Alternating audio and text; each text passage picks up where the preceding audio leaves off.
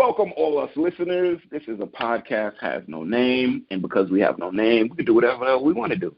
We're broken people now. We're burning now. Welcome, ladies and gentlemen. This is a podcast has no name. We are chilling out in the lazy lizard lounge with our vodka chilling and our minds percolating. I am here with three other lucky ladies and gentlemen that are here to lambast you with languid thoughts on the next luxurious topic. Now I'm just playing. What's up, y'all? This podcast has no name. We are going to be... I was like, yo, he went straight into his poetry day. He went straight into it. That was crazy. It was so... We were at the 5 spot, B. It was amazing. Yeah. What happened just now? Oh, shit. So I didn't know whether to snap or clap. Right. Tonight we're going. I hated that snap and shit. I really did. Tonight we're going to be talking about the movie Bright. It is controversial. Ooh. In the internet world these days, and so we decided to watch it and review it for y'all. And we're going to offer up what we think about the movie, starring Will Smith. And somebody in a bunch of orc makeup, so I don't know who the fuck that was. Anyway. Joel Edgerton, terrible. Oh, I really didn't know who he was. Introduce myself. Let the listeners know who are they listening to. I'm Afro. I'm Ambush. I'm Castro. I'm Morg. And we are a podcast has no name. Whoop, whoop. And we are all wearing velvet robes right now. No, we're not. That is true. We're not that is definitely true. We're not wearing the velvet robe. I have a velvet robe. You stopped me. I was about to go into the whole hookah setup and the pillows and the throw pillows. No? No. Okay. No. Man, I was here for it, Castro. I was here for it. Thank you. Ask, save your comments for the end. All right. So...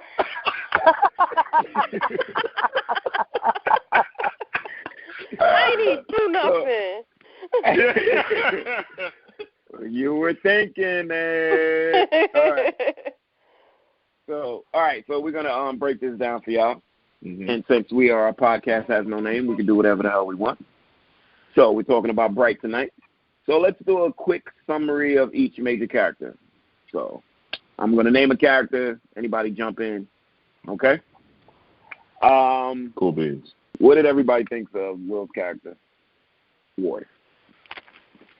Listen. I thought he was perpetually angry, which became a little annoying, at some point. I could see that. I was surprised at how many times he said fuck. Like, that kind of caught me off guard. It seemed a little bit worse. Yeah, it seemed, because you're not used to that many fucks from Will Smith. Not even a bad boy. All the fucks are well placed. And this, like you said, because he was perpetually angry, it's like, what's the angriest word I could say? Fuck. Fucking fuck. Fuckity fuck. Look at how angry I am, everyone. Because fuck. Yeah. All right. I think Will did a good job. I will agree with y'all that the forced anger at the orc, that was, it's starting to wear thin after a while. But it did remind me of how he played the character in iRobot, where he hated the robot. He was always very judgmental of them and stuff like that. So it reminded me of it. I don't think I will say it was a believable character for me. Like, I believe he was the guy. I didn't think it was Will playing himself. But again, I didn't mind Will's character. I like Ward. So I struggle a lot with watching black people be racist or overly judgmental or prejudiced or bigoted at all. And so to see him with the anger element, I didn't love. So from the beginning, I was just like, dude. And I get it. I get the whole point is, humans versus whatever. But I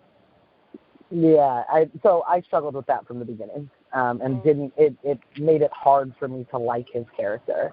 I definitely didn't feel like he was being Will Smith. I definitely felt like there was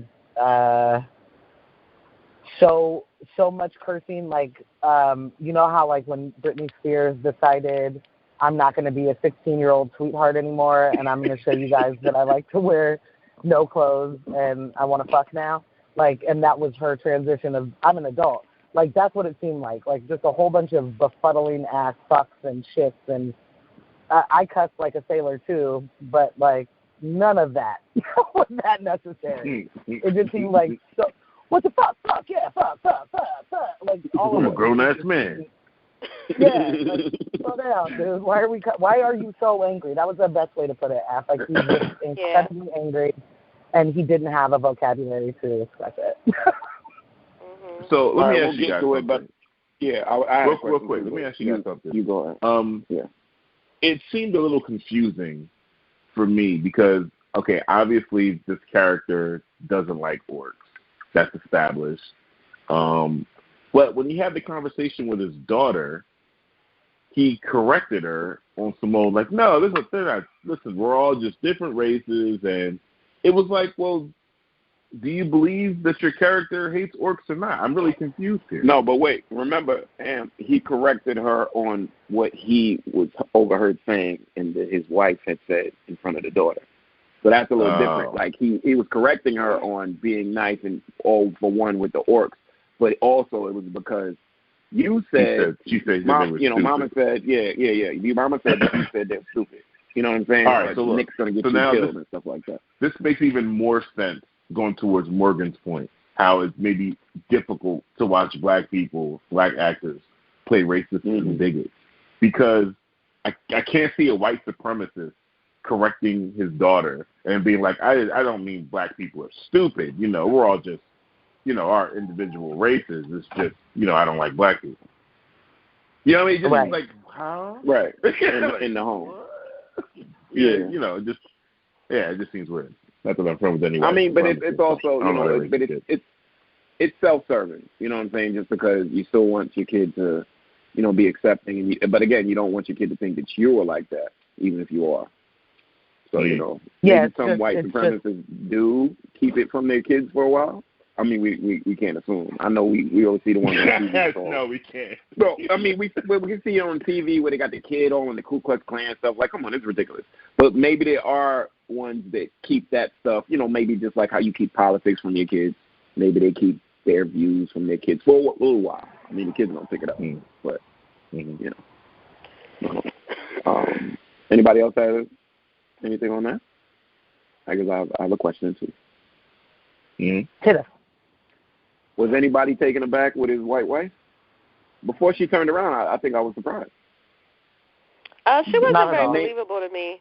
Like, them as a couple, her as a person, like, it just wasn't believable. Even them kissing. She wasn't a part of the story for me. Yeah, like, he could have very well been single. Like, she really didn't even matter, honestly. She was a non-motherfucking My worst nightmare is them rolling you in there. Like, I was like, well, okay, I guess. Yeah, it just was like, you know, I don't know. It just didn't. I thought because of the orc and the elf and the other race thing, I didn't think they were going to do that, just have an interracial relationship. That's what I thought, because I thought there would be other race issues, per se. I thought the point of that was that the racism isn't with the humans anymore. It's all about being racist towards the other people. So it's totally fine to be, you know, mixing races of humans, no big deal.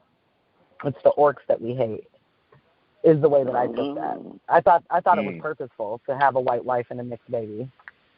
Do we know what year this is, or what world, like what this is supposed to be? They say the event happened 2,000 years ago, but I don't think they give us any type of inkling. No, but I think that don't they reference that it's sort of like right now?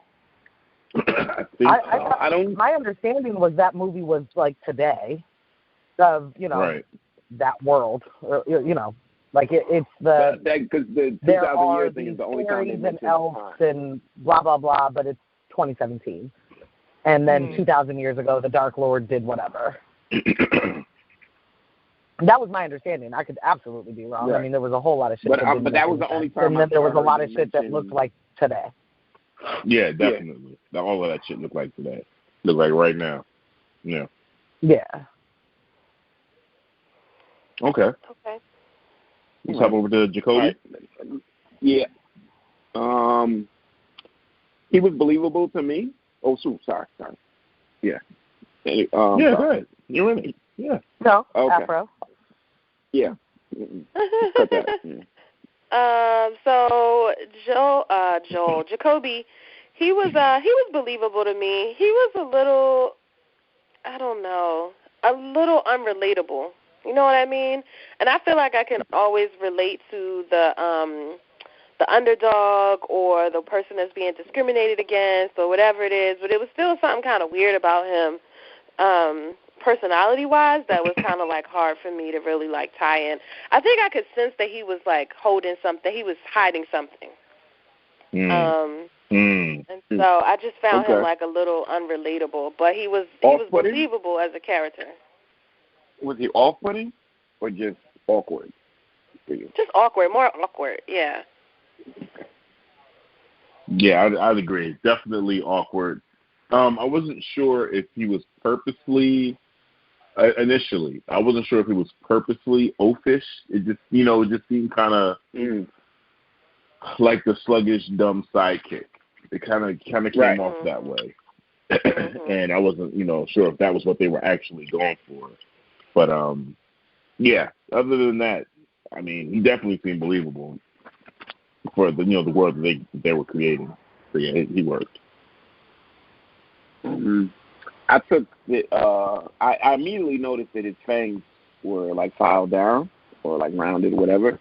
Mm-hmm. So I took his mannerisms to be somewhat a byproduct of that, meaning, like, he's a lower class of orc. I still, like I said, I'm still trying to figure out the ins and outs of that. And side note, there's going to be a Bright 2, so answer a lot of those questions and the whole Elf Town and all that shit. So, like, I thought there was a byproduct of that. Like, either he was cast down or something's different about him based on the fangs thing, because I saw all of the rest of them have fangs. I agree with Afro. He was awkward. But I also thought that was also another byproduct of the incident with Ward, with this getting shot. So I thought he was acting that way as, like, being very apologetic, maybe, or, like, on eggshells around him. But then I noticed that was his, like, affect, his mannerism. So, that makes sense. So at first I thought he was just being like, and then also, when I first started watching the movie, I thought there was a bunch of orcs in the police department as well. Like, I thought it was new. Same.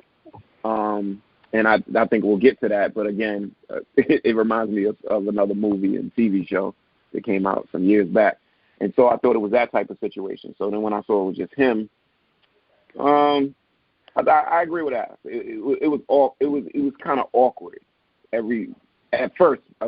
Later on, when the action started kicking in, it was a little less because those moments were lessened. But like all the dialogue in the beginning, it just seemed like awkward, and I didn't know where it was coming from. Yeah, I like Jacoby.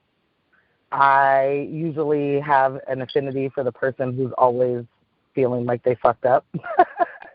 And I agree with Castro. I kind of felt like that wasn't necessarily his personality, being sort of downtrodden and walking on eggshells. It was just like he knew he majorly fucked up, but also knew the reason behind it. And so he was just like, can we please go back to being okay with each other? However, he's also kind of just been that outcast person, orc, in his whole situation. And hopefully we'll get more backstory on that with the sequel. My problem with this movie is that it's hard to invest in anybody's character from this first installment for me. So I like Jacoby. I think, I'm happy that it worked out the way it did. But there's no real development. I don't know, there's not a whole bunch about him or a whole bunch about the other one that I can really build anything on. And that's that's where it falls flat for me. But Jacoby as a character, I would care to know more about him. That's what I got. Okay. All right. Let's move on to. I guess we can move on to the elves. The elves plural, and Tika and Layla specifically. Inferni. Yeah, but ain't her name Layla as well? Yeah. Inferni is kind of like that. Their squad, and then they have their of that. Yeah, their crew. The crew that the rebel elves. But we could talk about elves in general, and then shrink it down to the different elves, also the Fed worker guy and stuff. So all right. So when so let's just start with elves in general. What did everybody think of the elves? Oh wait. I'm sorry, y'all. Should we do the orcs first since we already talked about Jacoby? Sorry. What do y'all think? No, we can just jump into the elves. Do that contrast. Wait. Let's do that contrast really quick because I think that really speaks to Jacoby's character. So I think that is smart. Like, what I was getting at is he's kind of this fence rider. He doesn't really get along with anyone. You know, like the humans don't like him because he's an orc. The orcs don't like him because they think he's a Uncle Tom. He's got the rounded out fangs, and he's not blooded, and he, like wants to be with the humans and intermingle and be a police officer. Like, you're the epitome of an Uncle Tom, so he doesn't, nobody loves him, which is a really shit place to be. And the other orcs, I wish we had more understanding about any of it, and maybe I missed it, and you guys can enlighten me on it, but it totally just seemed like there's this, all of the orcs are kind of living an underground life of some sort. And by that I mean they're not working a regular job. They're not out and about. Like they're out and about, but they're sort of they're depicted as thugs. They're depicted as like gang members, only. They're not depicted as like productive members of society. Well, let's just say it. Let's go jump in. They don't come across as like niggas to me. I think they were trying to make them like niggers or black folk, but that doesn't work. It doesn't seem like that works, and that's what throws off the Jacoby character to me. Does anybody agree? You know what I mean? I feel like that was the underlying theme. Just like with mutants and X-Men. The mutants are supposed to be like black folk, downtrodden, and then we're watching all these orcs get beat up by cops and stuff like that, and discriminated against, and spit on.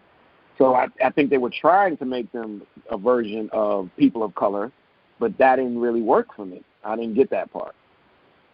It didn't work for you, like it wasn't believable? Yeah, like I wasn't really believing them being the lowest class. Okay. That didn't work for me.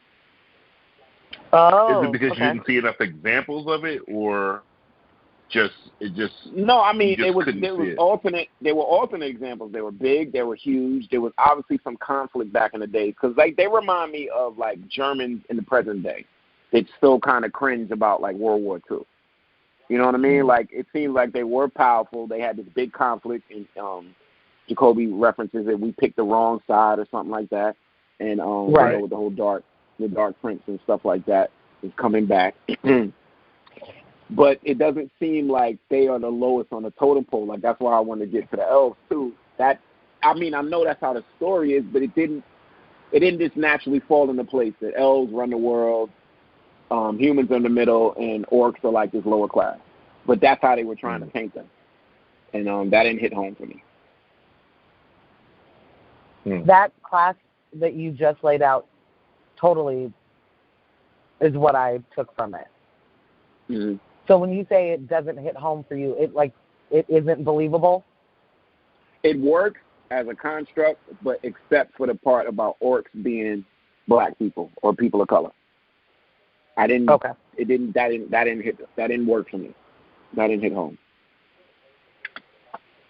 I wasn't sympathizing with the orcs. Okay. I got you. Okay. That makes sense. I didn't sympathize with the orcs. Sorry, I was quiet because I was trying to figure out how to ask my question a different way because I knew I wasn't asking it right. But that's it. Okay. Thank you. Okay. Okay. Okay, so we can move on to the elves. I don't think there's more to go for the orc. Okay. Elves. I mean, I guess we can start with Tika. For me, Tika gave me like Fifth Element vibes, and so it kind of annoyed me. I was like, is this turning into that? You know what I mean? She can't speak your language. She keeps pointing and trying to, like, emphatically explain something to you, which I became pissed off later that she did speak your, you know, like, it was just, like, all of that, which was kind of annoying for me. So I could see her purpose as a character, but for me, she didn't add very much to the story other than, like, sort of moving the plot along. But she wasn't like someone that added like a richness to the story. Okay.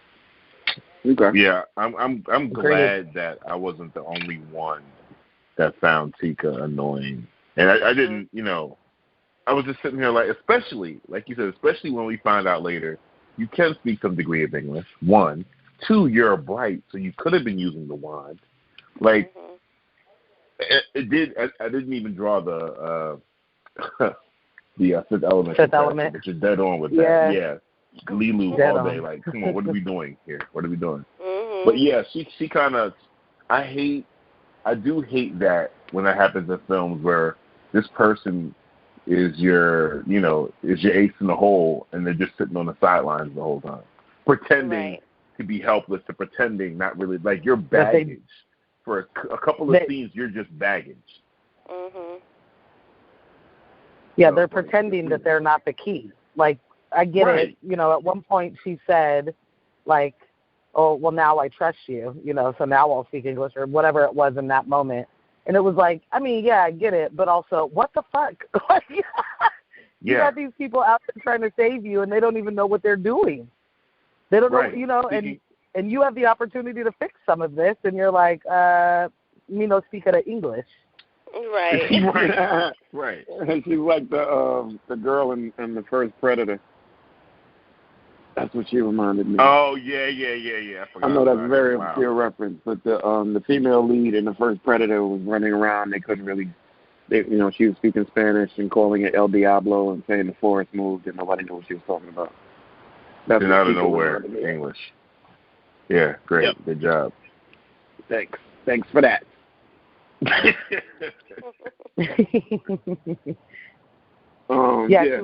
pretty much it. It was just a lot of like, I don't know. To me, I was annoyed when they lost her at the rave party. I was like, where did she go? Like, where are you going?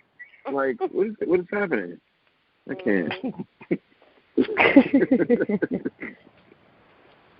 And the helplessness. Like, you actually have magic and are able to do all sorts of shit, and she would, like, kick a gun over or, like, pass something over in a moment of, like, she was helpful in those moments of battle.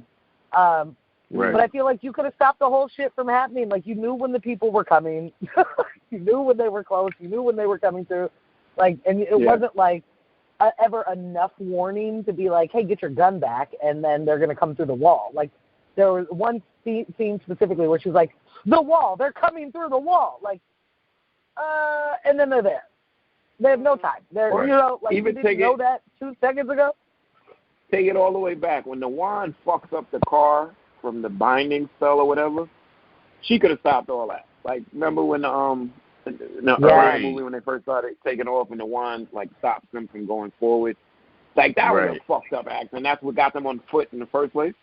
You know what I mean? Right. And so she could have definitely been like, yo, we can't go another 20 feet. The wand is going to fuck up the car. I don't know how much English I can bring up, but I think you can get that across. Like, that's all I'm saying. And it was just like, it won't go. Like, we don't find out until we're in the convenience store when she goes toe-to-toe with the other one that she can actually fight. Oh. Right. And that's a great scene. Like, I like that scene. I was like, oh, shit, that was pretty good. I thought it would be even cheesy. I was like, no, that was pretty good. But she's flipping around. Did you have to trust us before you could fight, too? I don't know what's going on there. Get it together, Tika. Let's be real. The Vatos were out for blood. They were shooting everything and anybody because he wanted to walk. That was real. I was like, God damn, there's so many of them and they all committed to him. You could speak up. There's a million semi-automatic bullets. You can speak up, please. If you have something to say, this is your moment. Please. Right? This is your moment. Yeah, definitely. I did like having the elves at the top of the food chain. Kind of made sense to me because when you see them, especially if we're going to talk like anything else I've seen them in, but in particular like Lord of the Rings, they're always looked at as regal. They're always looked at as the most magical, the most endeared and wisest. Yeah, also like perfect body beings. Like they always are like their bodies are always they're never like overweight or tall or short. They're just like the perfect the perfect size. Yeah. Right. Specimen. Right. Specimen. That's the perfect specimen. So working that into the mythology of the show, it worked out. That was perfect. It was like, okay, all right. Yeah, I can see that happening. And the same thing for the orcs. The orcs are always lowly and they do the grunt work. So that their dynamic in this show made complete sense to me. So it's kind of like not having the mythology of the show, but tapping into other references for these types of beings. I didn't need the full backstory and how it all played out, or why are the elves in control? Why are they not? Because the elves naturally that's where they end up. Kind of like seeing a unicorn over and over. We know what unicorns are. They're magical and everything. Every time they're on screen, oh my God, it's a unicorn. It's about to save the day. That's a good point. Yeah, that worked. Okay. What about the other? Well, I guess we could talk about the Infernment, or we could talk about the agent. The agent dude. You said? I just had one observation that bothered the hell out of me, and I am the weirdo that gets caught up on these kind of things in movies. So the Inferni, like the three people, right, that were on the hunt, these are like the top of the ninja assassin style folks, right? Like they're the ones that can't be fucked with. Not only are they crazy fighters, there's a woman with a whole lot of magic. Like, they're going to win. And each encounter that they have that is not with Jacoby and Ward and Tika, they're just dismantling people, right? And they are coming through walls and they're coming with their car. Like, they're dismantling people. And then they get then it's time to fight these people, and they're bumbling idiots sometimes. Like, how does that happen? Like, this cop, this orc cop and this human cop shouldn't have shit on any of you. And then here we are watching people that have been literally, like, stuck to the ceiling to jump down and kill you. Now they don't know how to get out of the car right. Like, I don't know how that works. I just really don't know how that works, and that kind of like disconnect and continuity I get it. It drives the story forward and makes these people the hero or whatever. But the shit's just fully not believable for me. And so when you have it's like what like the Hand in Defenders, like. Or Daredevil. Like, the Hand is fucking unbeatable, but then all of a sudden, like, Danny can hit one person and, like, the Hand dies. Like, none of the shit makes sense. None of it. So Well, I think... why? Oh, God, you're going to get me started. I'll be quiet. But no, what it turns into, though, with, like, those villains being the last ones left, there's not the exhaustible cops keep running into bullets or the whole bunch of Vatos that get killed. So now you got to kind of give the idiocy to them. You know what I'm saying? Like, eventually when you start working through villains, when you run out of disposable ones, then they got to start bumbling, too. I'm just playing advocate. I disagree. Okay. Like I hear what you're saying, and I don't think you're wrong. I actually don't think. I think that's true. I think it doesn't make sense, and that's the kind of thing that needs to change in movies and TV. Like, fix it. You cannot make these people like impenetrable, and that these elves don't die because they're a part of the Dark Lord coming back, and they got pools where you regenerate and shit. And this woman has a fucking wand that can kill the world or bring the Dark Lord back, but she can't she can't kill an orc. She can't get away from a human. You know what this sounds like? These people are these elves are finding them before they even go somewhere. You know what I mean? Right.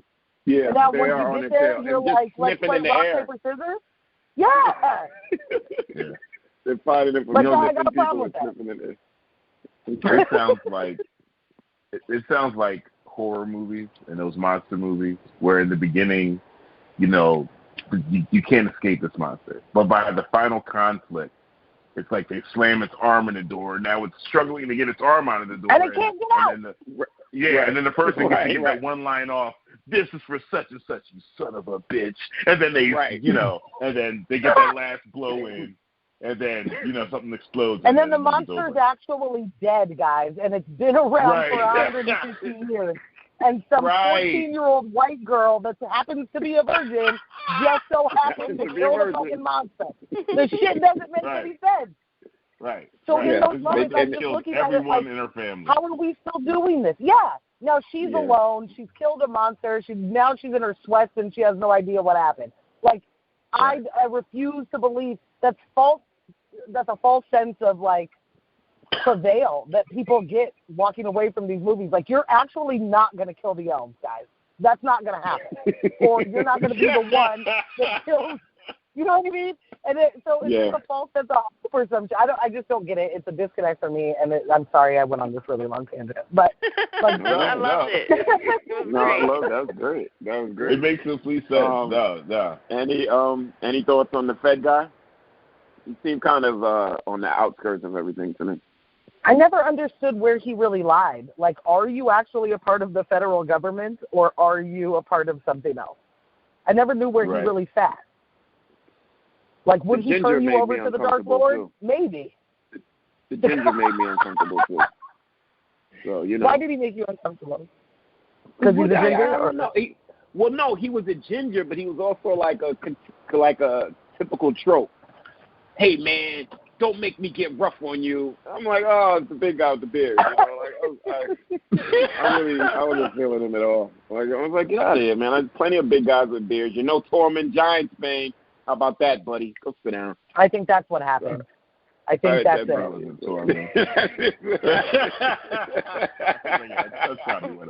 You were waiting for him. You were waiting for him to give you like a Tormund eyebrow raise, and he never did it. Give me something, a tale about a bear. Give me something. He's just sitting there like ginger window dressing. I don't know. All right, let's keep it rolling. Right. We are only on the first. We haven't gotten through the character. We're done with the characters. We're getting through the characters, right? You know how we do. That. All right, and is that all of the main characters? Do we want to talk about Homeboy, the main Vato, and his motivation? Because okay. Well, yeah. Am, you can start that. I was gonna let you guys. I didn't really have. He definitely. Go ahead. You got it. This is oddly to me one of the actual storylines that comes to fruition within. Like, you get all the info you needed in the entire movie. Like, for the most part, you have no fucking resolution, right? So. His in particular is like, well, who doesn't want a magic wand, right? Like, everybody, sure, I'd want a magic wand. So you don't even really think about his motivation and why he wants it so bad at first. And then when he explains that I want to walk again and I want to fuck my wife, and also I want this fucking shit bag off of the side of me. I want to be able to just go to the bathroom. It was like, that's a solid reason to look for this wand. I think there's a better way to go about it, but like definitely a solid reason, a really solid reason to want the magic and kill a bunch of people. I get it. Like that's a really selfish way to make other people die, but like it made sense to me. That seemed like a really it was very selfish, but also pure reason to want the magic. And I appreciated that they explained that to us, like, because they made him, you know, he comes out in a wheelchair and he's super hard and everybody's scared of him and he's the leader of the gang and, you know, but like at the end of it, he's a person that doesn't want to be paralyzed and he's a person that wants to live the life that he used to live. And, that just made me think of something else, like how quickly we get ourselves in situations where we get fucked up and wish there was just a magic wand to fix it and take it back, and that's not how life works. Hey. On the marketing team. You might have helped me part two. I thought his mania made everybody else's believable. Like the way he acted made me believe in hindsight the cops immediately turning and wanting to kill him for the wand. Because I needed something to amp it up why this wand was so important. I know it, you know, it's magic, but it seemed like everybody just was like, fuck that, I'm gonna kill everybody for this thing. And once I get my, like even the guy that grabbed it and made them all turn into dust or whatever, like he was willing to do that shit. So Homeboy's mania about it made me believe everybody else's. So I thought he was a helpful character with that. And I agree with Morgan. I did like his little exposition. I want to fuck my woman. You know, I like that. I can believe that. I sympathize with the man. I was like, get that one. Yeah. And then, well, more than anything, can't you just fix him real quick and then move forward? Like, he doesn't really need the wand, right? Like, he just can't you be like, whoop it a doop trip, and then he's fine, and we can move forward? He doesn't. Yeah, I don't know her language. A whoop it a. I don't know. Abracadabra has come a long way. A whoop it. It has. Or it's definitely digressed. One of the two. It's awful. One of the two. I don't know if we can call that one an evolution. That's just forgetting abracadabra existed. But yeah, like I felt like he could have.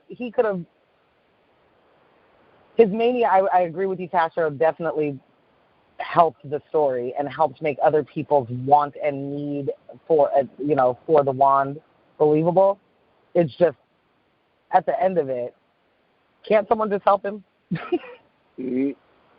Somebody could have gave him a little something. Because he wouldn't have done shit with the wand if we understand the story correctly anyway, right? Like, he would have got the wand and then burst into dust. Right. Exactly. He's not a brave. That's for sure. So no fucking way. You know. So yeah, but again, that mania helped with everybody else's mania because it felt like this. You know, the city went crazy. Once they realized there was a wand in their neighborhood. Can we talk about those cops really quick? Yeah. Man. The cops that turned? They were. It was quick, though, because we didn't have time to get with them other than the locker room scene and the morning count. So I thought it was quick. Other than they were fully racist to the orcs, right? And they hated those guys and were totaled what I assume police officers are in a locker room, just like real cliquish and dicky to the other people. And, you know, like every cop movie we see where someone is partnered with the outcast, it's like, oh, now you're the outcast, fuckface.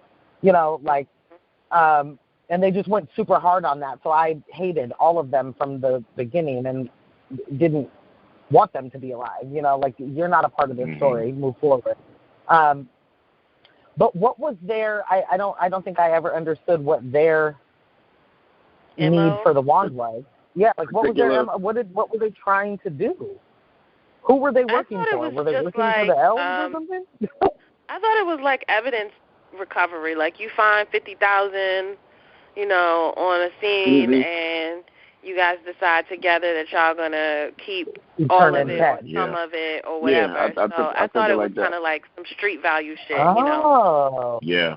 Okay. Yeah. I immediately thought they were going to sell it. Like that. I thought it has immediate, like I agree with Af. It has value. Like you have it, and now you have a couple of million. So it's ours now. You just got to hawk it or whatever. Yeah, maybe you sell it on the black market. But the thing is, But what twists that is, I don't think this Laia situation is unique. I think, shouldn't you know that an elf is going to come for this damn thing? So even if y'all do betray, you know, maybe I was thinking. No, they wouldn't know. They wouldn't know. And the reason I think the evidence of that is how everyone, whether it was the Vatos, the cops, everyone just wanted the wand without really knowing the properties of it. People are grabbing it with their hands. People are thinking, if we have, because the cop was like, we can wish for anything you want. No, you can't, because you're not a bright. There's nothing. This isn't a genie. Right. So they have no idea. They have no idea what to do with it. They just know it's something of extreme value. It's magic. They have a concept of what a magic wand does, but they don't really know how to use shit. Mm-hmm. So, I mean, that in itself could have turned into going into the movie, knowing they already had a sequel, there's so many different branches they could go off in this thing. The cops themselves being bungling idiots trying to either use the wand or sell it, or then they start snaking each other out, killing each other off. Like, that in itself could have been some whole other shit completely. Mm-hmm. Just like all the way. But they handled it quick and got, wrapped that up and got them up out of there. But it was, I think the way that they were shown to be corrupt early in the film, just be assholes. But the way that they turned so quick definitely, drives the value of the wand in that world. It was no hesitation. It was like, oh, so either both of y'all are going to get killed or one of you is going to get killed, but we might end up killing you later anyway. But we were taking the wand. That was funny. He was like, no, we're taking the wand. This is not really, we're not talking about that. It's not up for debate. It wasn't a discussion. It's like, so this is happening. Like, I need you to get all right with this, because this is actually happening right before your eyes. This is going down. Right. So you had, if you were wavering on what's happening, let me just let you know about the facts of this situation. Facts are it's happening. So what you do before, during, and after that, you got to kind of figure that out in the next 20 seconds. But we're taking the wand. I'm unclicking my gun. She is too. She's taking the wand with us. So, like, figure it out. Yeah. I mean, they revealed themselves to be pretty much scumbags in the locker room. Typical racist fare. I'll take one out. Didn't the guy say something about my ancestors killed hundreds of orcs? Yes. Yes. 100 years ago, taking pride in that. I picked up on that line. I picked up on that line. I remember that. So, Yes, like, the Confederacy is our heritage. Right. They fought. My grandfather's great-grandfather fought and blah, blah, whatever. All right. That's cool. Any other characters of merit to talk about? No, not really. No, because we talked about the Inferni and their bloodlust. The villain elf, but, I mean... We talked about it, though, with talking about the Inferni, right? Layla. Yeah. Oh, I guess we didn't really go into her, just in the way of what her motivations were and why they want it. All right. Let's go. Afro. What was her name? They said Layla. Layla. Mm-hmm. Okay. Layla. I mean, I felt like I didn't feel anything outstanding about her. I don't even know why I brought it up. I'm sorry, guys. I just felt like she was kind of like a typical villain. You know what I mean? Like, she wasn't even really. She was determined, but she wasn't like threatening or scary to me. Like, it was scary. just like, she's gonna keep coming. So there's that. But it wasn't the most believable or there was no fear in my heart other than her magic. You know what I mean? Like, I don't know. Yeah, nothing about her. We didn't even know what that meant or the extent of it. She totally wasn't scary. She totally wasn't intimidating. It was sort of like, oh, I know she's something because her eyes are white. I know she's something, but I'm not terrified when she pops up on screen. It was too much sniffing for me. I'm on speakerphone if I change. It was too much sniffing in the air when it came to her. A lot of right, literally, right? Like literally. A lot of sniffing. And every time she was sniffing, it just kind of de-villainized her for me. Like, I was like, okay, if you keep sniffing, all fours, sniff somebody's ass looking for the wine. Like, I'm tired of it. Stop sniffing. I feel like she spent a lot of time bent over, like, on basically all fours, kind of like, yes, yeah. No. And funny that enough, crouching position. Mm-hmm. There's a character from The Strain, and I think we should do a Dark Horse episode on The Strain.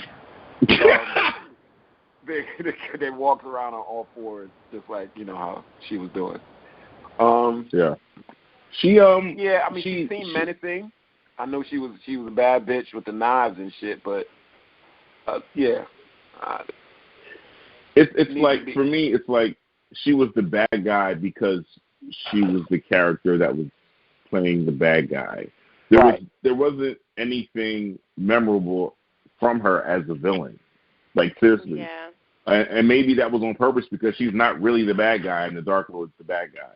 Because she was, if she would have got killed off, it'd have been like a second in command in any other film getting killed off. And you just like, they finally took the ball out. Like, there was nothing, Layla, all right, cool. All right. She keeps a clean suit and she's good with her hands. I see that. Right. Other than that, remember her fondly, moving right along. Type shit. Right. Exactly. All right. Well, that's a lot of characters. That's more than I remembered at first, so that was cool.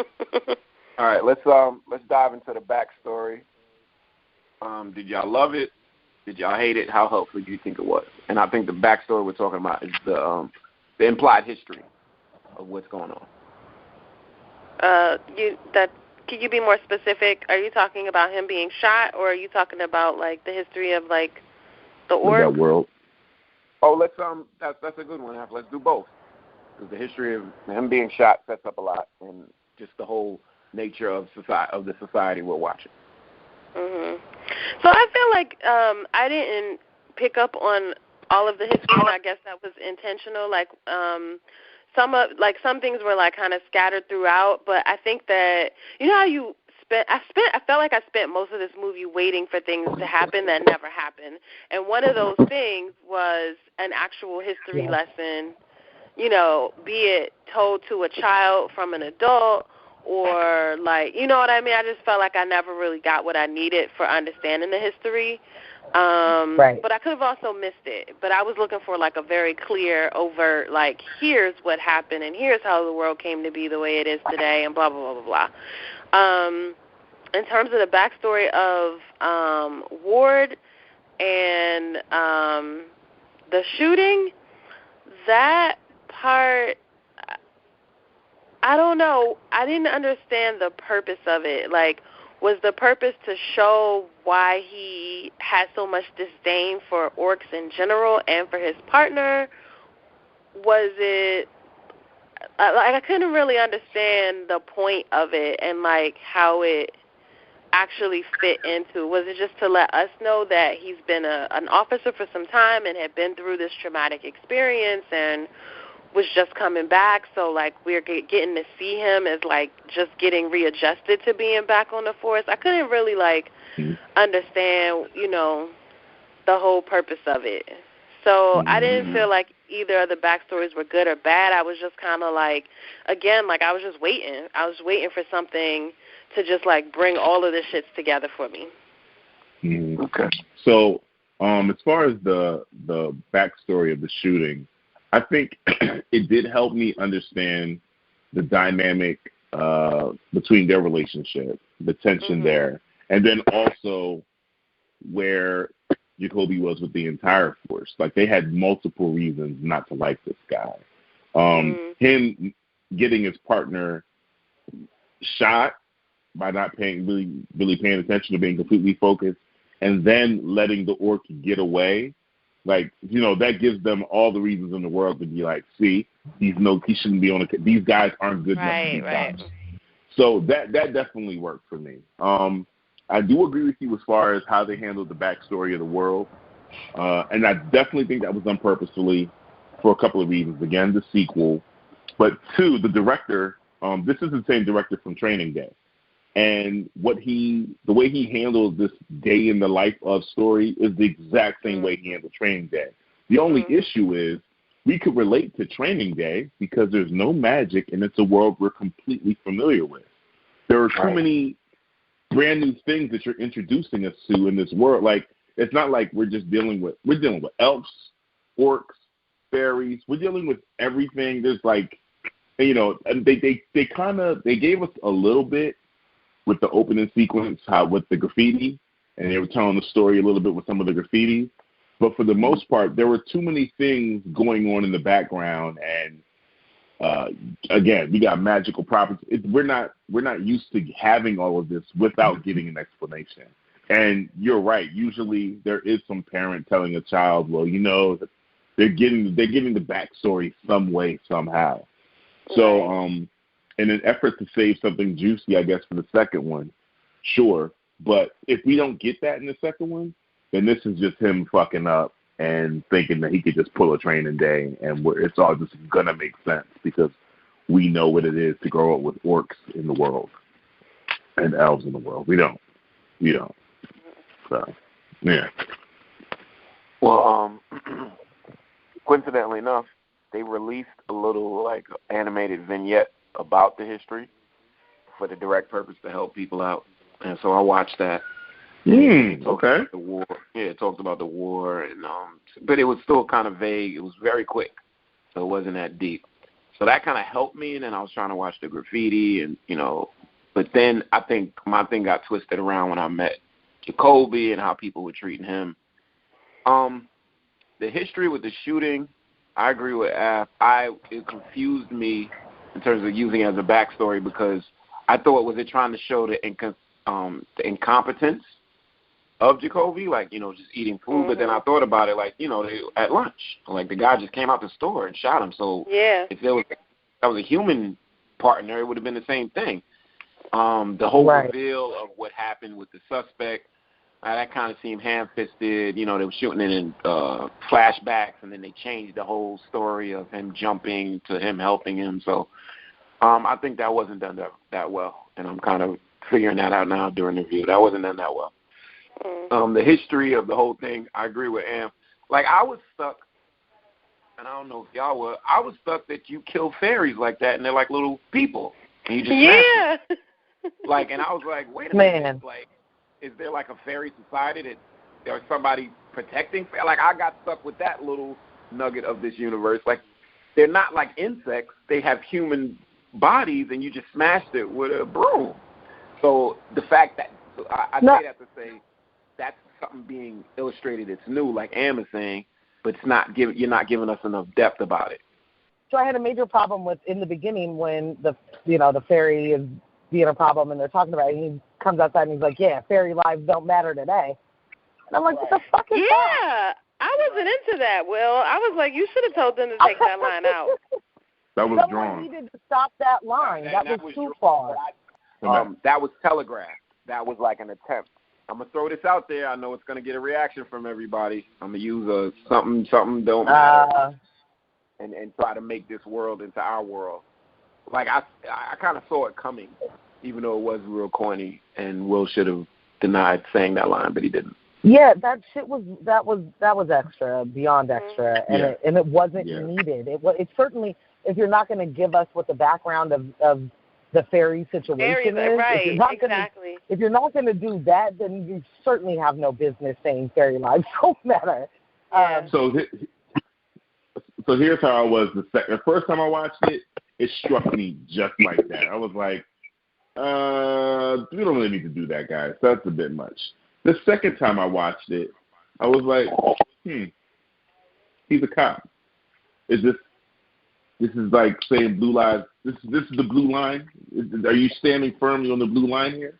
Because there were many cops, black cops, that were on some more like, all lives matter, blue lives matter. Yeah, but they didn't say that a certain life don't matter. I just felt like as an individual, if you're gonna say that line, like, I don't know, you should have just been like, this isn't really pivotal to the. And you're Will Smith. You have like space to do that. You can be like, nah, you I'm can not. actually at Netflix say, I'm not saying that one line, and no one's going to blink. No. That was not integral to the story enough that someone needed to fight for it. So all he needed to do was say, no, thank you. Like, and move it. Like, we got the disdain for the fairies without saying that. It just seemed so extra, especially with no background to what those fairies mean to the world and whatever. Are they a menace? If they're a menace. No one else is saying, but no one else is ever saying someone else's life doesn't matter, and that's that perpetuation. And so that made it even worse for me. Like, to actually say you don't matter today is wild. It was an ill-timed joke, and it didn't hit his mark. I mean, it was put in there for us to kind of giggle, but it didn't hit his mark. Right. Yes, and but going back, giggling at that. when we talked about Ward earlier and just like his perpetual anger, like that's what I mean. It wasn't just angry at orcs, angry at the Force. He was angry all around. And I think for Will Smith as an actor, we're used to getting like some comic relief from him in these like more serious kind of roles. And like, I don't need you to be like all Joe and all giving me, like I can take you in a serious role. I don't need to be laughing all the time. But if you're going to give me a joke, like give me a real joke. Don't hit me with some fairy lives don't matter today. And like, that's the comic relief for the movie. Like, that's not going to do it for me. Because there was intended comic relief throughout. So it wasn't that this was a serious role. Like, we're not mistaking that this was supposed to be, Philadelphia. Like, you're trying to hit jokes all throughout. And that's also what all of the every other word was fuck. That's also supposed to be the comedic relief. But like, again, who's laughing at that? Awkward comedy is the same way he was in iRobot too. When he played that character, he always had I Am Legend. Yeah. Yep, he had weird little jokes, and stuff just doesn't hit, and that's what makes some of his characters really stuff don't hit, and that's what makes some of his characters like blah, and you're not feeling the movie and stuff like that. Yeah, so I agree. Yeah, I mean, and there's a difference between something not hitting and something just actually not being like funny. Like that I just don't see why that would have been comedy. You know what I mean? Why like is that a joke? Today's climate. Yeah. Right. Yeah. There's just a level of tone deafness to it that it makes it hard to understand how you're a part of it. Because that's all. Because let's be honest, they purposely were trying to have a discussion about race. They purposely were trying to do that. So that being the intent of the film, why would you think that's a good joke to crack? Yeah. I agree with you guys. Yeah. Thanks for bringing that up, Morgs. I absolutely hated that line, and I forgot about it. I feel like I blacked out on it. I was just like, all right, I'm going to try and keep going and act like that didn't happen. Yeah. Mm-hmm. Yeah, that was about a one for me. I have another one, but I forgot it already, so let's move forward. All right, so that brings us actually right into our next segment about the overt theme, which I think was racism. Racism, classism. Can we say that? Yeah. Absolutely. How did that work for everybody? Someone else start. Sorry. I don't like racism with my science fiction. If I gotta here we go. Why did I even start with him? Why did I do that, y'all? Afro, you took us into the lion's den. You brought us right in. Oh, man. Was this a recorded conversation? Do we need to give the readers or the listeners backstory for that? No, we definitely have that. No, that's back to that. All right, We can that right now. We made a promo from that. Give him that clip. Yeah. All right, we're back. Yeah, so, I mean, I saw it. I saw what they were going for. I tried not to. I didn't think there was going to be any good way to pull that off. So I tried not to delve too much into.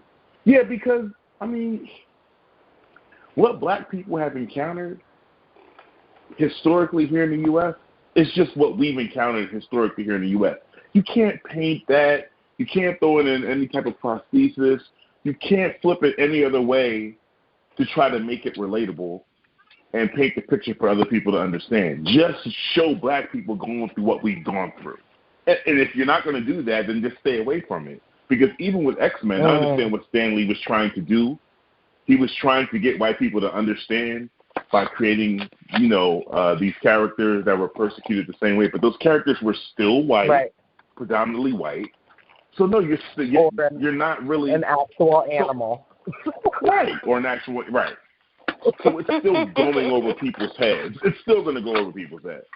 So I think Chance had said something about it, about how he felt about Brighton. It was pretty much the same thing. It was like, I see the allegorical references and all, but what are we really doing here?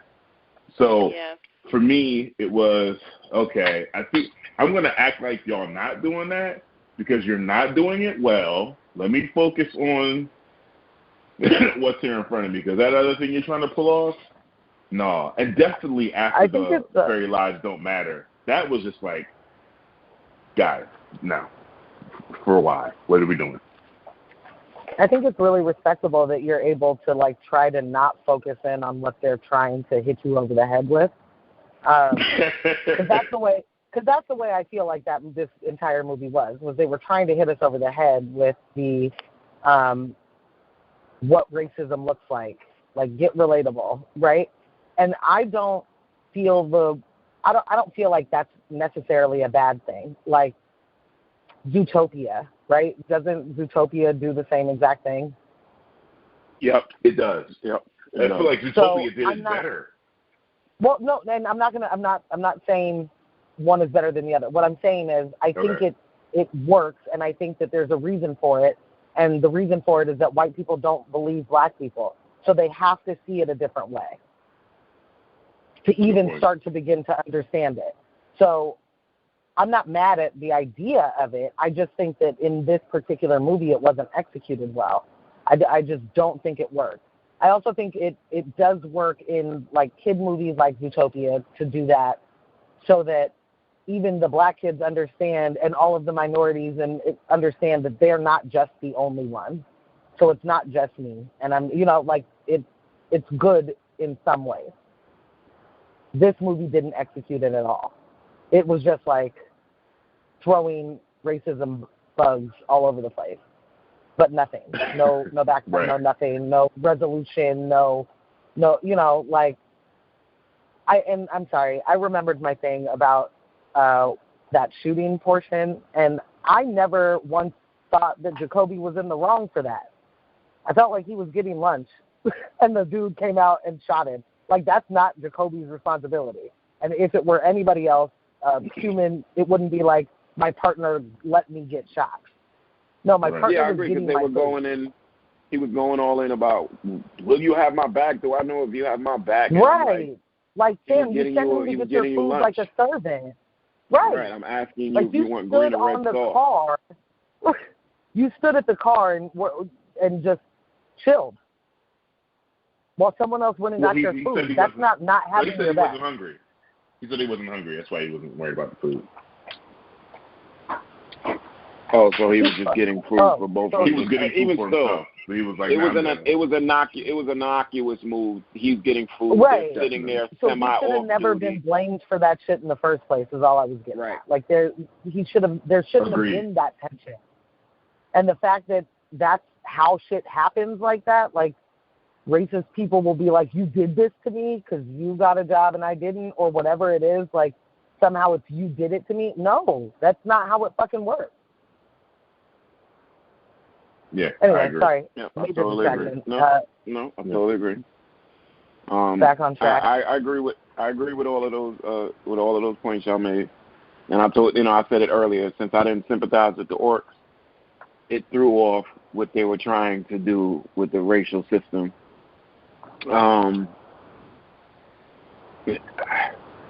Again, I totally agree with what Morgan said about them, putting it in a different form. So people that don't experience racism on a daily basis can somewhat sympathize, empathize, or just right. And so it's palatable. They don't feel the sense of defensiveness and guilt and all the shame and shit that they think comes flooding into them, so then they have to believe that it didn't ever happen. Like, they don't have to do that when it's an animal or a alien or, you know, a bunny rabbit. Right. They don't have to identify. Right. They can So just then like, they can take the this story is in so for what sad. it is.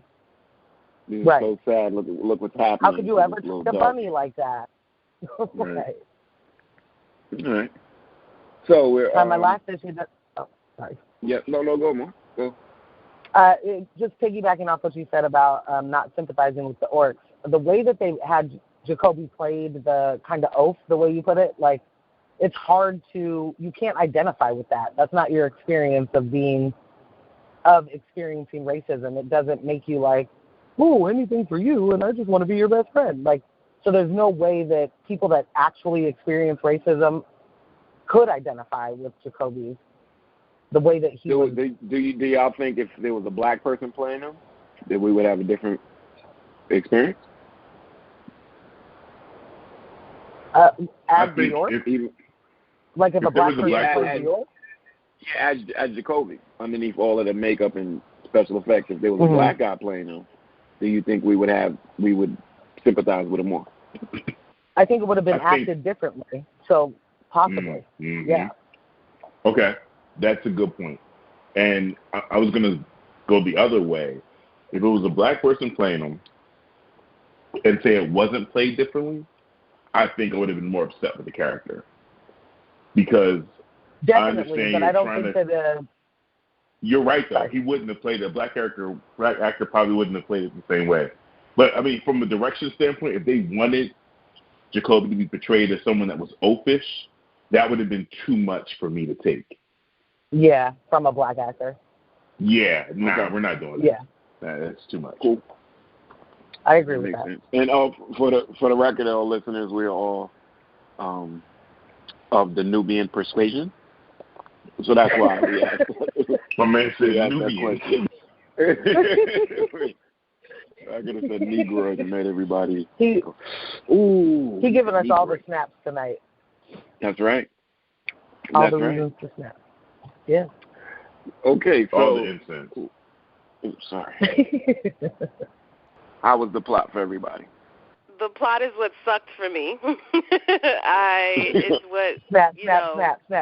Yeah, stunk the whole movie for me. If you would have told me going into the movie that this was going to be about protecting a fucking magic wand from, like, all of the city, I would not have watched that movie. It just was not something that would be appealing to me. There were a lot of things coming out of the plot that were very unbelievable for me, like starting out with the police and them getting onto this scene and finding this wand and deciding that all of them were in together, that they were gonna keep the wand and move forward. So I could buy that.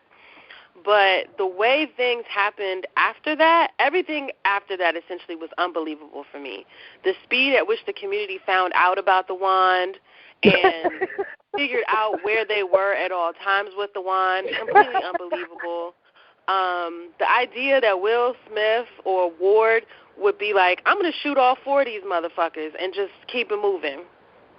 Also unbelievable for me, especially for a partner that he wasn't invested in to begin with.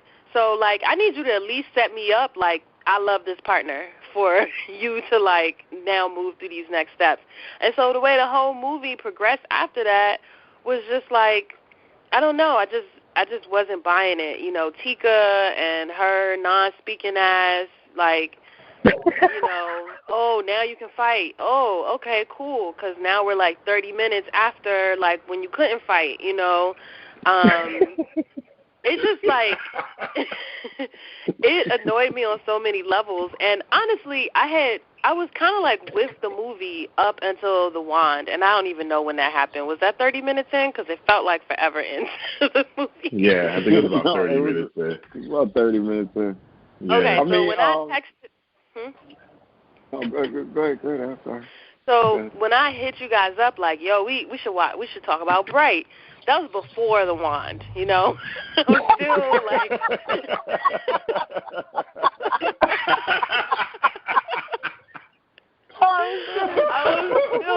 invested. Like, okay, there's something that's gonna come out of this that's gonna be like, whoo. And so just the way, and even like to try and believe that Will's character would be that invested into protecting the wand or protecting like the maintaining the purity of the Force or whatever. Like, you know what I mean? Like, none of those things made sense to me to like believe Will Smith or Ward's motivation. So right. I just couldn't buy into it. And then, what's the dude you liked, Morgs, that you said you could, his MO of being paralyzed, you could buy into that? What's his name? I have no idea. Just the head Vato. Head Vato. Right, the head Vato. Sorry, we don't mean any disrespect to anybody. Right. Vato. Okay.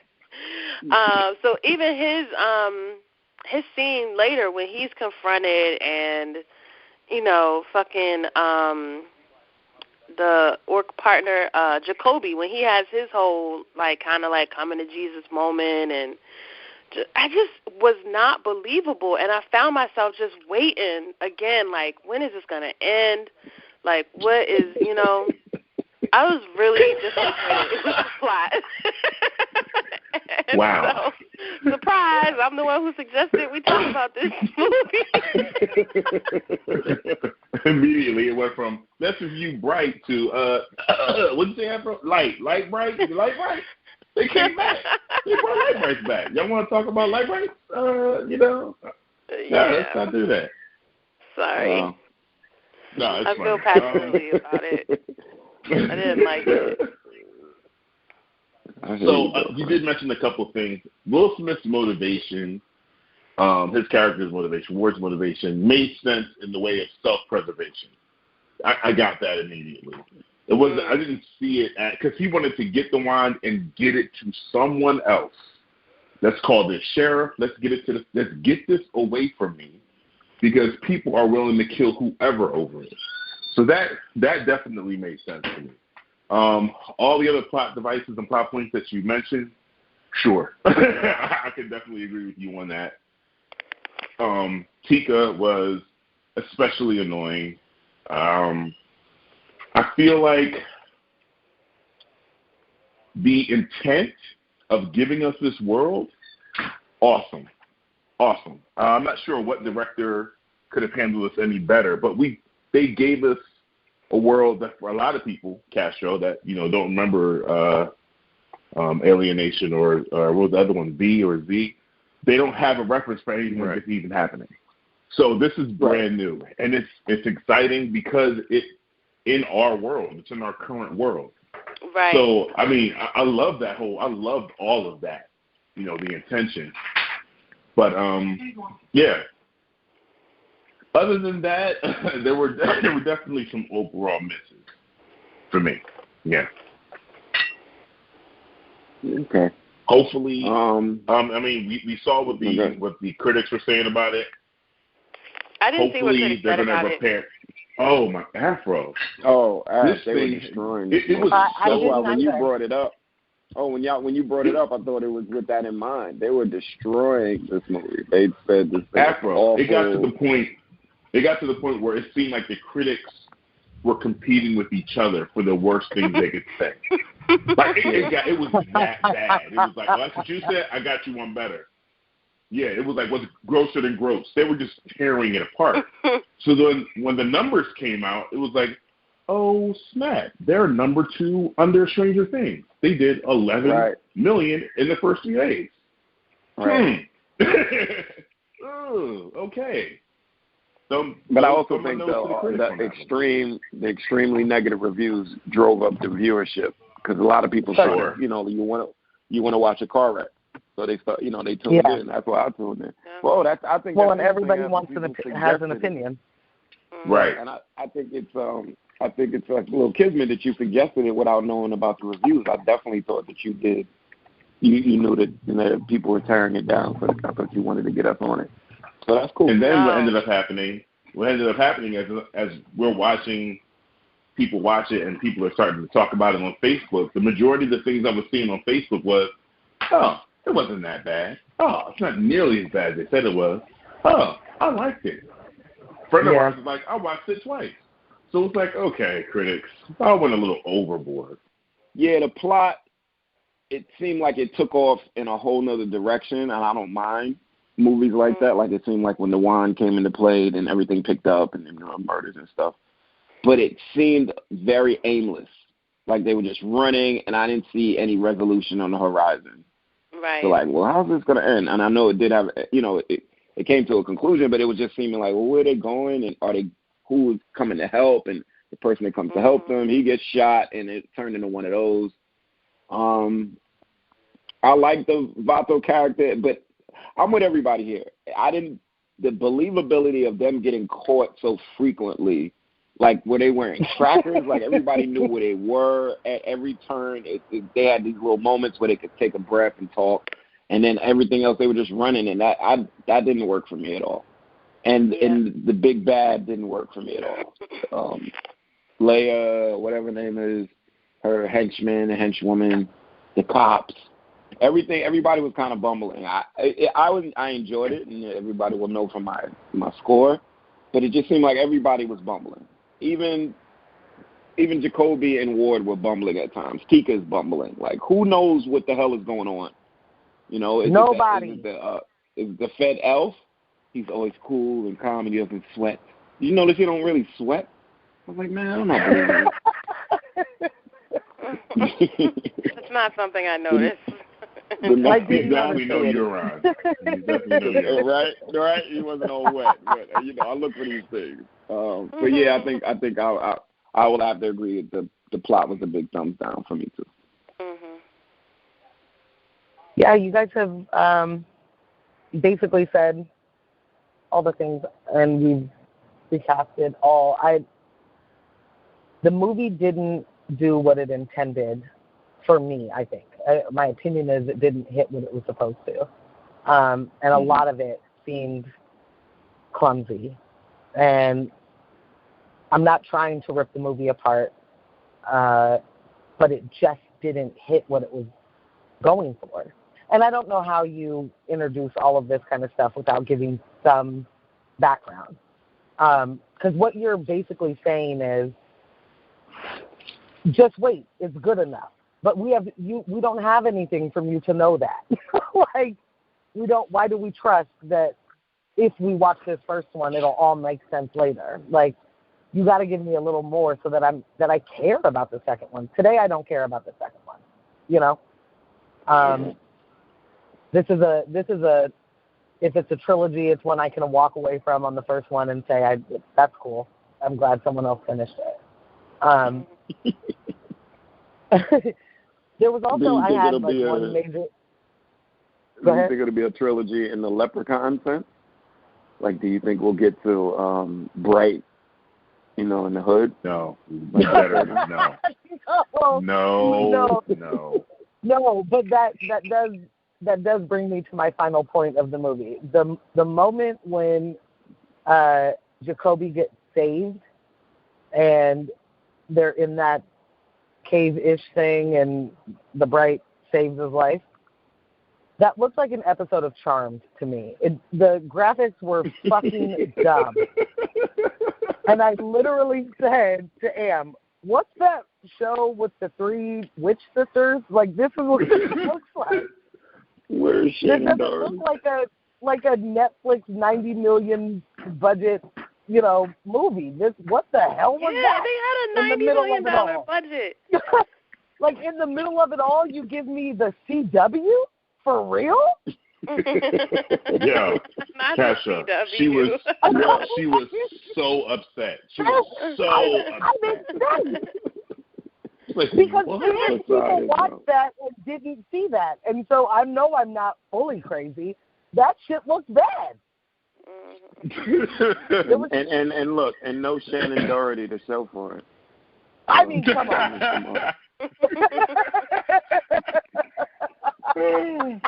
Not Shannon. That's funny.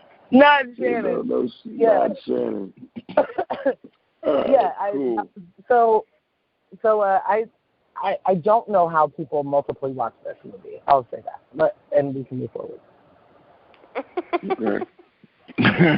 I mean, I still think people were attracted to it for the it's so bad it's good possibility that a lot of like movies that are trash turn into. So that remains to be seen. All right, so let me take the wheel on this section. We're going to compare it. This is our comparison section. So this movie compares directly with another movie from the late 80s, early 90s called APHNN. And it had an alien race that landed on the planet. They were quarantined for a period of time. Within that quarantine, there was abuses amongst themselves and all that. Then the quarantine was lifted, and they were let out into the general population. And the movie follows a cop duo with a human cop, and he has an alien partner. And this is the first type of partnership they have. They work and they kind of mingle. They live amongst each other, but this is the first time a cop is an alien. I can't remember their names, but they were bald-headed and they had spots at the top of their head. And they drank spoiled milk was like wine to them. It was like drugs. It was like a narcotic. And it just parallels. It's the same really thing upset going on now. Sorry, that's like one of the kids things. And it parallels the same setup with the human cop and the orc partner and stuff. And so I immediately thought about that. And also the other movie that Ann mentioned is called V, and that was like a TV show where the alien race landed, and they were preaching peace amongst them, but they weren't. They were really reptiles. And one of the iconic scenes is the girl eats a rat, and she unhinges her jaw and opens her mouth wide open like a snake. And that show didn't turn out well for the humans either. So no. No. In terms of like, because I'll look for cinematography and quality and stuff like that. So in terms of quality, it looked like it was holding its own, but there was a lot of holes in it. Like I said, Alienation turned into a whole series, so obviously the popularity led into it being successful. But with Bright, I think they should quit while they're ahead. I don't think they should make a part two or anything. So you don't need any of the mythology. You don't need the backstory. You've seen enough that you're like, yeah, okay. You know what? I can. I'm a throner, so I can take it in history and lore form. You just give me a little animated thing. I'll be fine with that. But I know me. I'm glutton for punishment. I will be tuning into Bright to see how much further they take. Sign me up, Castro. I recently found out I am a addict for sequels. I have an addiction for sequels, which led me to watch Jeepers Creepers 3. Oh, the God. first step is admitting it. I gotta watch that. Text about this. I saw it on Facebook. Gotta watch that. Watch that. All right. You got a text about it? Lord. He texts the group. He texts all of us. Oh, that's right. That's right. That's right. Ambush. So hopefully y'all wouldn't have to go through that. Thank Hope you. did that. So okay. Not You're talk welcome. about it. I just, I think I know two people that will watch Jeepers Creepers 3 out of all of the people that I know. And that's you and Castro. And that's it. Yeah. Yeah. And that's it. That sounds I know right. a lot of people. Because I'm like, why are you telling me this? Like, I would never do that. Why would I do that? Right. Oh, so you don't have to go through that. First one? Hove did that. So hopefully, get out of here, man. He's used it every time. I'm definitely watching it now. There's no denying it. No denying it. Of course. Castro, you were definitely watching it before. You didn't need this. You were definitely going to watch it. Oh, but this seals the deal now. Like before, I might have took my time and just kind of casually got to it when it became available. Now I'm going to go look for it, hunt for it, to see if I can find it on video. Oh yeah, I'm going to. Now you're staying up late to watch Jeepers Creepers 3 because you're a glutton for punishment. And one of your best I'm friends. Still waiting for that black woman to come back. I think she was in the second one. I'm waiting for her to come in the third. Right. What I'm not going to do is this. We're moving on. Yeah. This conversation ends now. Well, we're not. I was going to ask her. I was going to ask Sam, is she in the third one? Am, is she in the third one? You're still doing it, so. Wow. Sorry. That is absolutely disregard for the council. Anyway, as much shit as I'm talking, I would also watch the sequel, but I wouldn't like it. But you do it. You thought you were going to watch it with your arms crossed. I'm not going right, all folded, with your mouth all twisted, like, Right. Yeah. Goddamn Willie Smith. Yep. But also, listeners, I want to add that she will watch it just because she knows that the phone call will be the bomb diggy, and we'll have a lot of fun. So she doesn't want to be left out. I will watch it. Left out of that. But I cannot imagine it being good. Like they would have to do so many things that I don't think they're capable of. That I just can't imagine it being good. Again, I think my final nail. Go ahead, Mark. I was just going to say that I don't want to rewatch Bright 1. I don't want to watch Bright. I don't want to watch Bright 2, but I will watch Bright 2 because we are invested in a podcast. Like, that's why I would watch it. There is no other reason. My curiosity for things runs really, really deep until I'm proven there's no reason to. And this movie was like, the one and done would totally work. You guys can scrap it and spend that money somewhere else. Put Will Smith in a different movie. He's great. Bad Boys 4. Give me Bad Boys 4. Bad Boys 4. Bad Vibes 1. This is Bad Vibes 1.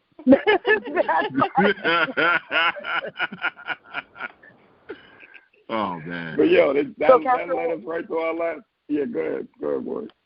What are you going to say? Are we at the point of doing our ratings? Yeah, because we zoomed right to the next part, which was rewatchability. We just all said we did that.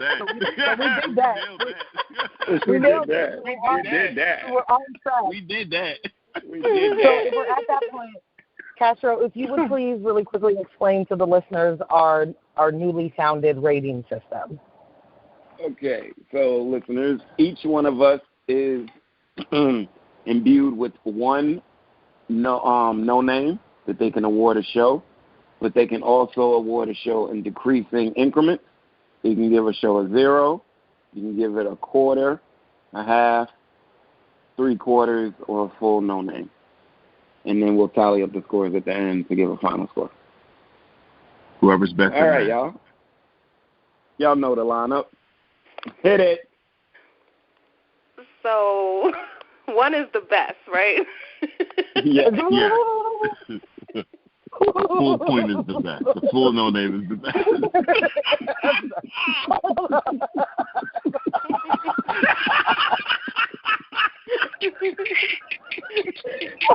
It hurts so bad. It's so painful already. 1 is the most asked. You know what? I'll give it a half.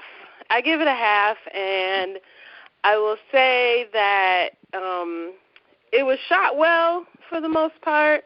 Definitely when I saw the trailer, I was really into it, so there was something about it, the way it was shot, this world that I was ready to buy into that was pretty legit. I would tell someone else to watch it so we could argue about it. So I would give it a half. A half. All right. Okay, nice. I give it 3/4.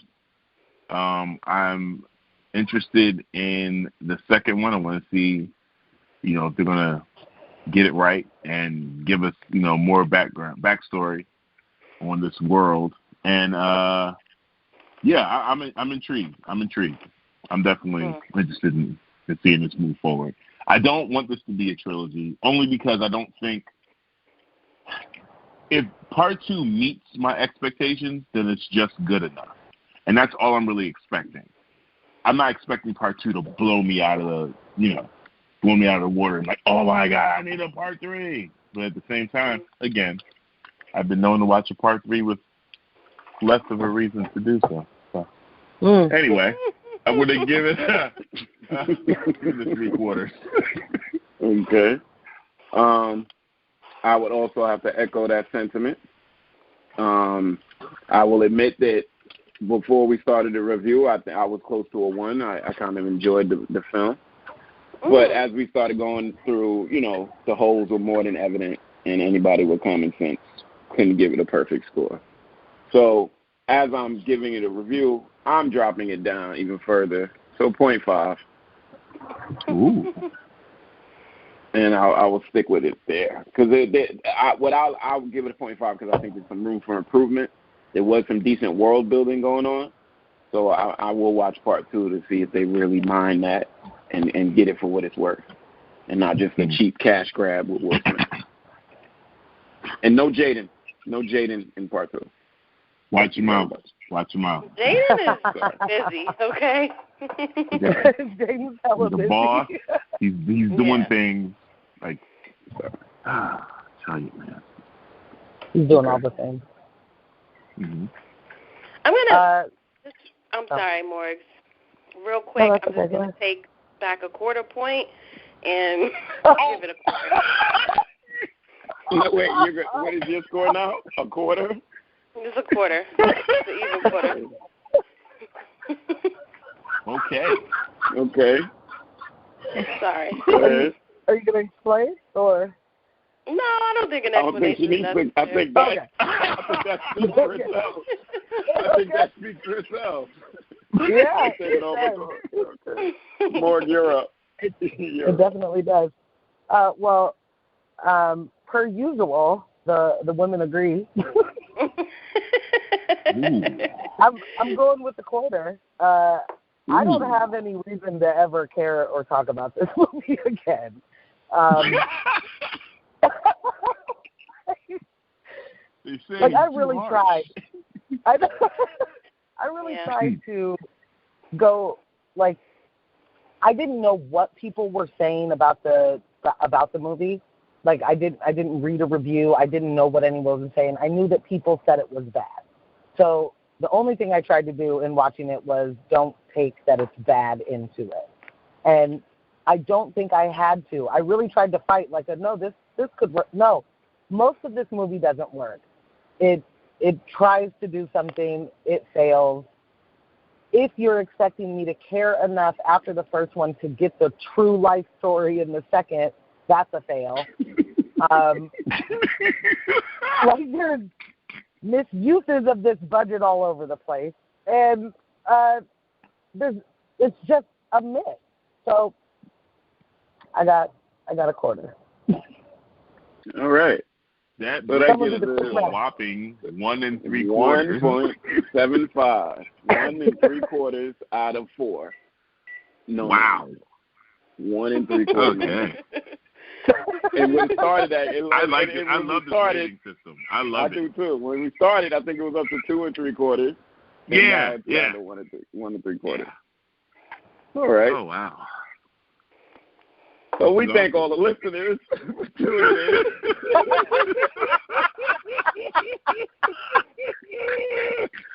Hold on, do we feel bad for having a low rating? No, we shouldn't feel bad. We didn't do that. It's not our fault. Right, we didn't do that. I don't feel bad. Be clear. I'm asking. They both sounded awkward. Well, anyway. So, are we supposed to be upset? No. Okay. Not at all. Not at all. It is. So, thank y'all for tuning into our review of Alienation. Bright. God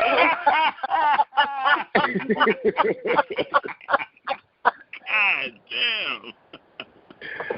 And we hope y'all keep listening to the pod. We got more exciting episodes for you. More scintillating reviews.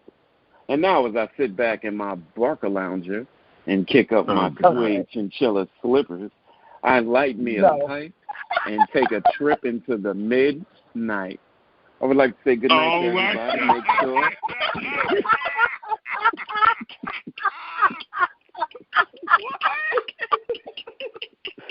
Oh my God. Afro, get your man. I have no control over that dude. Get your boy. I think he did fall into the midnight. He's gone. He fell into the midnight. So I'm still here. This is the Lothario for the Lolo. Okay. Wow. Make sure that all your drinks have 1 cube of ice and 1 cube of ice. Good night, folks. Good night.